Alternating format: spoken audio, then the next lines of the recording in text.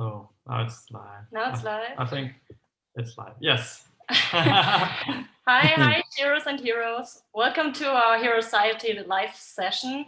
Today we are going to talk about storytelling in coaching, and for that we have a very special guest, the transformation coach, Brian Buck.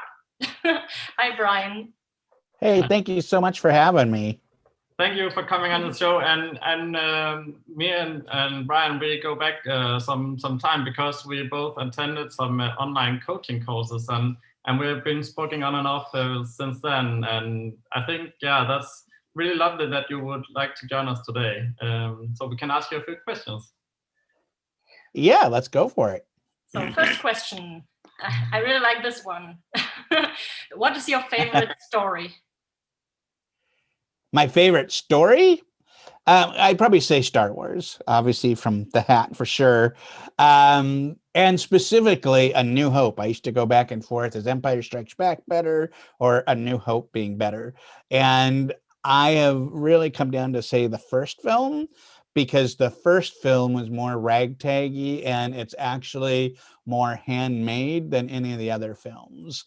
Like the fact that they are physical things that you can be able to touch more than anything else. I just love the craftsmanship that went behind those, which I think the story of the making of the original movie makes me love the original movie even more. Okay. There's all sorts of stuff. 4? What's that? You mean episode 4? Yeah, episode 4. That's my favorite one too. Yeah. What's amazing about that is you realize how much George Lucas needed other people to make it good. Like for instance, the Death Star scene at the end, the Death Star was never going to blow up the planet.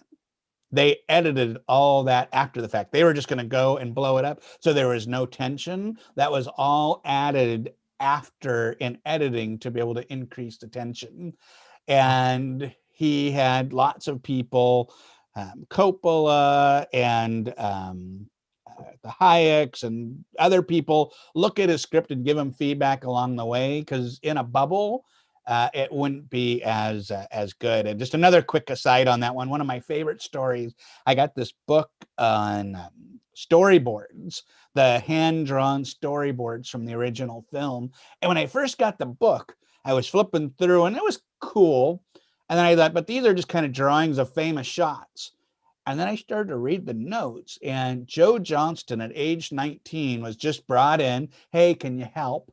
We need you to draw some of these things. And some of the most iconic shots in the film started with a 19-year-old's pencils. Okay. That guided George's direction. And I just think that team aspect and all of the different people just makes that craftsmanship better. Imagine if that hadn't been the case and he just went along with the original ideas, and then it would be like kind of movie that we don't remember today, I guess. That would be the prequels. Yeah. Because the prequels, he had people who just told him yes. He burned bridges with the people who would give him feedback. Mm-hmm. And so I think I'm a bit of a prequel apologist, but I know there's a lot of people who don't like them. But that's because of that very reason, is, he got to make his artistic vision, but artistic vision without other voices doesn't necessarily always mean something that people will enjoy. And that's something that he had on the first 3 films that he didn't for the other ones, is that lack of collaboration. Yeah. Let's get a bit into your what are we talking about? Yeah. Are there any stories that had a great impact on you on a personal level? Can be a true story too. Yeah, can it be true story? Oh, okay. A true story in my life that had a lot of impact.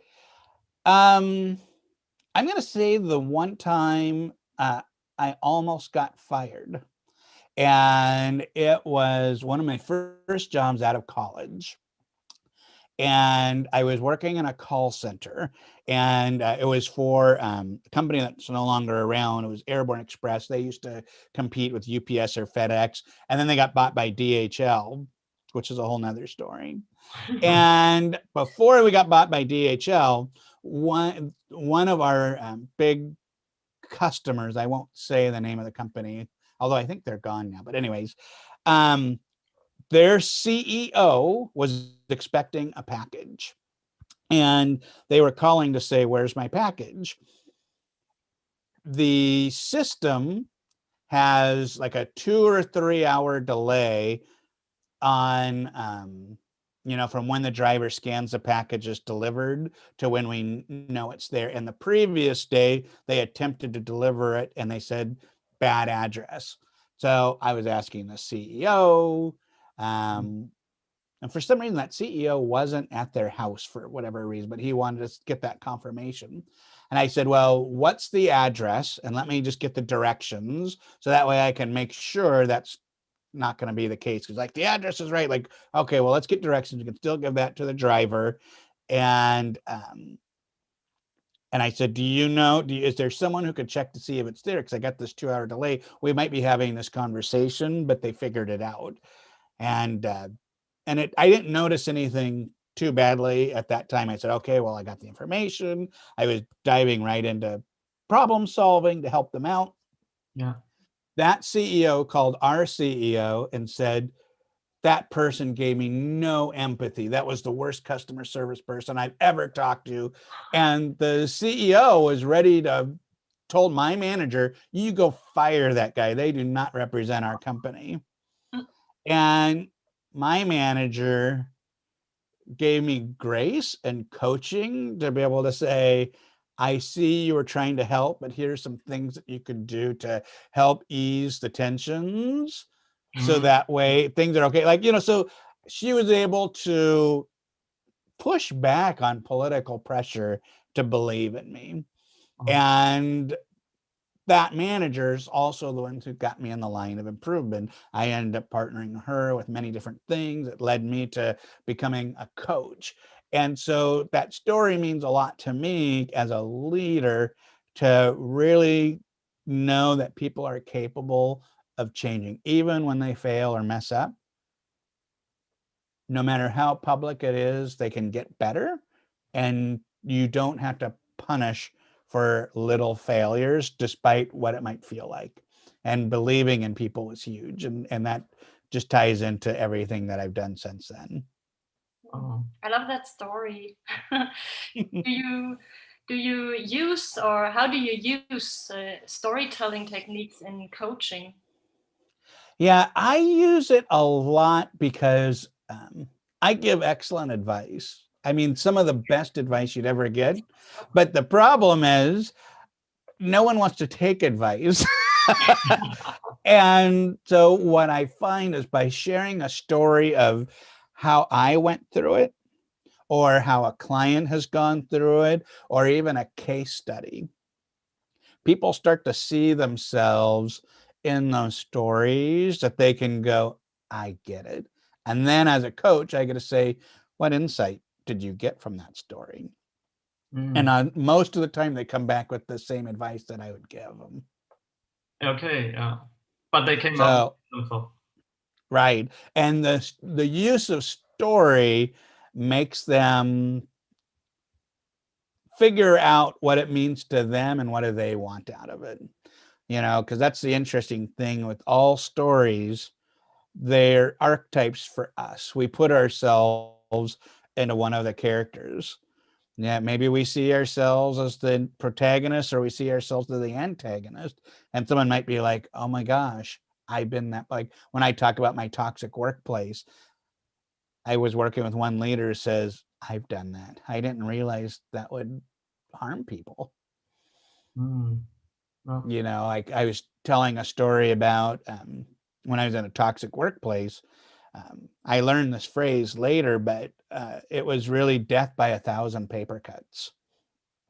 There weren't anything huge or awful that this person did. It was just a lot of little nudging, like slowly undermining or taking away or making disparaging comments that would, like, basically anybody who disagreed with this person, this person would try to destroy their character. Well, they don't know what they're talking about. They don't care. And then I started to see, oh my goodness, if you're doing this to other people, what are you doing about me? Because and it wasn't until I got a lot of these paper cuts, and I remember telling that story with a leader who said, I think I'm being critical to help people get better, but I could see how by being critical, it's actually creating more damage. Yeah. Yeah. Wow. But if I came out there and said, here's how to not be a jerk boss, they're going to say I'm not a jerk boss. Nobody's a jerk, right? So Right. there's a little Yeah. more subtle way of perhaps not criticizing, but pointing out to them what could be wrong in their way of doing things, or how to do things better, or how also to gain knowledge, deeper insight about themselves. Yep, exactly. And so I use that a lot. And as you do more coaching, you get more stories, which is really nice. Like I had one of my first clients. I've heard of it, but I was never never an expert at it. But what I was helping her on how to be more healthy.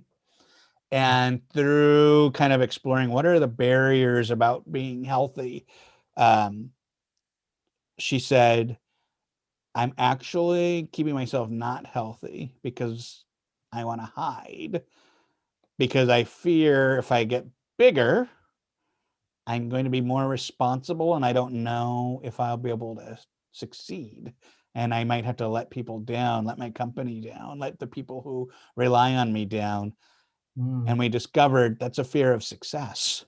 Yeah. And she broke down in tears.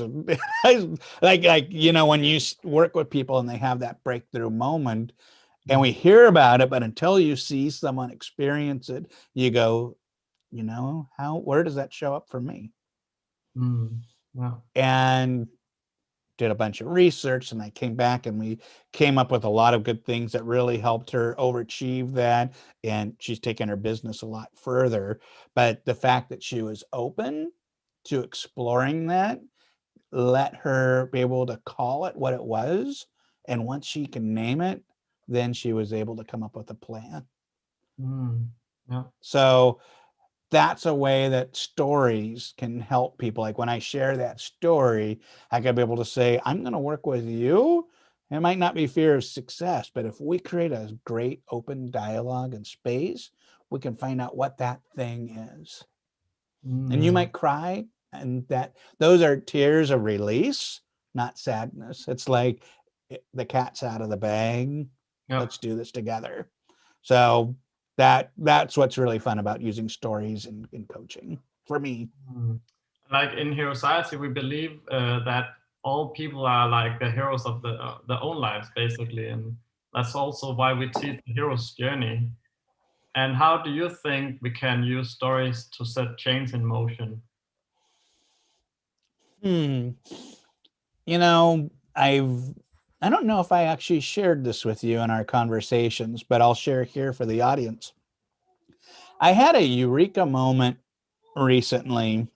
They talk about the hero's journey, especially when you think about running a business, but I would also think about this when people want to figure out where they are in their life. So, you start somewhere, you get the call to adventure, things happen, you get down and you are at rock bottom, and then that transformation happens. Then you return to where you were and you're different and you no longer fit in like you used to, and then you ascend. What I learned as a business, which is also something you can learn as an individual, is point out where in the story you are. My initial thinking was everyone starts here and then we go down. But to maybe target my business on helping people at the rock bottom, I don't have to call to adventure. I don't have to deal with that original stuff and the refusal of the call. Or maybe I want to help people when they return. Okay. And part of this is I'm reading this great book called The Middle Finger Project. And she talks about it's a great book. It's so good. But she talked about the death of stagnation. Like I met leaders who are no longer engaged in their work, which why their team isn't engaged, but they don't feel like they've got anywhere else to go. And that to me, just like high performers that have outgrown where they're at, but they're still there, that's huge. So I think maybe saying, you know what, I'm where I began, but I'm different, is a huge place to recognize where in the map are you, because your interventions will change based off of that. You know, if you're starting the journey, you need a little oomph to get you the push. Yeah. Right? You know, you need the adventure to begin. But if the adventures have gone on, like what's going on there? Right. Would you say there's something like a bad story, a story that does more harm than good? I wouldn't say that. I think just like money's neither good nor bad, but what you make out of it.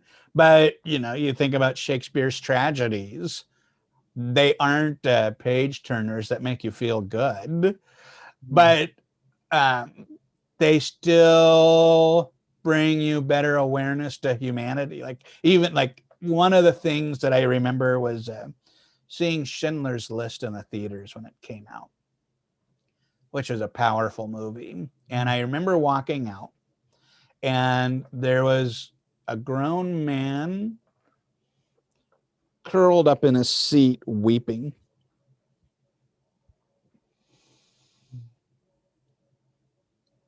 I don't know what the story was for him, but that's not a happy movie at all. But what impact it made for that person that day was tremendously huge. So to me, I mean, obviously Schindler's List isn't a bad story, but not a story that you know you come out clapping from. But it I don't know, it just always resonated with me. Like I always wondered, like, what was the rest of that person's story? What happened after that, or even what was before? Like, were they related to people that did that? Did this person feel oppressed? Did this person feel empowered? Or we may never know. But I mean, Yep. what I get from what you're saying is that there are no bad stories per se. It's more like the impact that the stories make. Actually, some like tragedies can make a greater impact because it touches some of the core identity and beliefs that we have as human people. Yeah.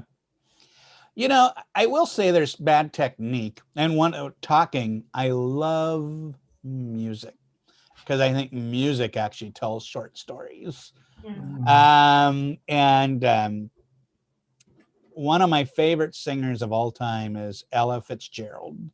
Like, she can sing jazz songs that have such meaning and depth and emotionality to it. I'm going to pick on someone, no offense if you or your fans like it, but Diana Krall, I can't stand, because when she sings the song, she hits every note, but I never feel any soul or emotion behind her singing. So it always falls flat. And maybe she speaks to other people, but to me, not at all, especially if you like the greats of Ella Fitzgerald. So I do believe that stories that aren't told from the heart will fall flat and not resonate. Like, you could easily, you know, I'm a huge fan of Star Wars, which takes the hero's journey. You know, the whole thing was based off of Joseph Campbell. But how many ripoffs of Star Wars have there been? And they don't have the same emotional resonance because you don't connect with the characters or the situation. Like going back to Star Wars, one of the things that I love about it, George Lucas specifically got John Williams to do the music of Star Wars, because at that time, most movies, especially sci-fi movies, are used with electronic instruments, and he wanted it to be with real woodwind instruments, so that way people can, in the sea of fanciful imagery, people can tie into something they recognize, which would be the classical music instruments. Same thing with Ben Burtt. lightsabers were from an electric pole. The TIE fighters were a combination of a screeching car with an elephant's roar. Those were all designed to be based off of reality, so we have something to ground ourselves in. And so when we think about stories, we have to make sure that they are grounded in something familiar for us to be able to go a little further. So if I told a story about here's this super fit, he was already rich, and he lived off of a parent's trust fund, and I coached him on how to scale his business 10 times to where he made extra money and he had so much fun buying more yachts. No, you know, unless I'm dealing with trust fund people, no one's going to see themselves in that character. But if I talk about, you know, here's someone who just got out of a job they hated, and they realize there's one thing that they were good at, and that was being able to connect with people to find their hearts. And they just started coaching here and there. And then I helped them figure out how they could be able to do this in a more predictable, reliable way so they could actually make a living doing it. And now the impact that they've had is helping others. Like all of a sudden now, all the people who are in jobs they hate or early business people are going, that's me. I could see myself in that. Tony Robbins did this great teaching on, it was called Me Too or Who Cares? And he talked about in the first few minutes when you're speaking, you always want to find the commonality that people could say, that's me. Because if he just went out there, I'm Tony Robbins, I help basketball teams and ex-presidents and credential, people say, who cares? But if you're saying, I'm Tony Robbins, I struggled so much in the early parts of my career where I was living in a car and I didn't, and I did a presentation and only one person showed up. All of a sudden now people can say that's me too. So I think in the storytelling as a coach, that emotional resonance is knowing how can you connect your main character to that audience? Does that make sense? Definitely. I think you're talking about authenticity on one hand, and also like the relatedness, like the common ground between you as the storyteller and the audience. That's how I get what you're saying. Yeah. I haven't read the book, but I love the concept story brand. And it was saying in all marketing, you want to make sure your customer is the main character. And so, and to do that, you have to have empathy and understanding of your main customer. You know, there's another fun marketing story. This one person did fitness, and I think I might have shared this with you, but their whole program was be fit, be healthy, which is one of those things that, hey, everyone wants to be fit and be healthy, or most people. But he interviewed his existing clients and kind of his dream clients, and they were women, and they said, he says, what is it that you really want? And they said, you know, I won't walk in front of mirrors. I don't feel sexy anymore. But what I really want to do is fit into my high school jeans again. So he took the same program, the same teaching, and he called it the high school jeans program. And it sold through the roof. And so you're being authentic, but you're reflecting what they want, which I'm also kind of riffing here. I'm a huge James Bond fan and the films. And one thing I read many years ago that resonated with me is when you watch all the Bond films, you get to see what different eras vilify. So, you know, you think about who's the villains of the 60s, and it's a lot of the Cold War Spectre kind of stuff.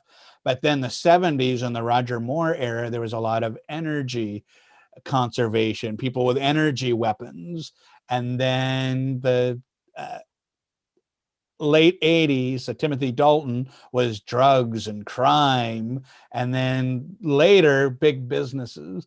You know, so the fact that the story, you know, here's a consistent character, but the villains change depending on kind of the things of the time. So as a coach, what villains are you helping people conquer? Those are the stories that I like to tell. You know, the villain of not feeling like yourself, the villain of how to be independent, the villain of confidence, of the villain of not feeling like you're enough. Yeah. I think we can all use a bit more of that. Yeah, for sure. I think we slowly have to wrap up. Do you want to ask a last question? That was so fast. Yeah, I know. We talked a lot about how you, through your stories, get to make people see a point, how to make them understand. But how do you make a person or one of your clients tell a story? How do you encourage them to tell a story themselves? I don't know if I've ever consciously did that, but I think I might start to, because I like that. I do encourage them to journal. And as a coach, I am a reflection for them. And so what I will often do is reflect their story back to them. They'll say, you know, when we first began, you were unorganized, you didn't know how to do this or that, you were unconfident, but look at how far you've come. You've got your systems in place. You actually know how to communicate with people who need your services. So I think that's a piece where I might help them see the story of the transformation with me. I don't know, maybe the next piece is helping them to say, how do you share that story? Or maybe tell me the story of our time in the 6 weeks program. What's the story been for you? Where were you before and now where are you after? And what does that mean to you? So that could be a good way of having them come back with that. So I like that idea. Wow, that's beautiful. That's actually what we also try to do here. So, yeah. Well, thank you so much for this interview. Before we wrap it up, do you want to share where one can reach you, see something of you? Yeah. So I've got a podcast. It's on YouTube as well, or audio if you don't like to look at me. And that's People, Purpose, and Profits Business Coaching Podcast and brianbuck.org. And I'm fairly active on LinkedIn as well. So those are the 3 best places to find me. Perfect. Yeah. I mean, time runs fast when you talk with good friends. So. Oh, I know. I'm so used to talking to you for an hour. I'm like, oh my gosh, that went so fast. Yeah, not even close to an hour. Yeah.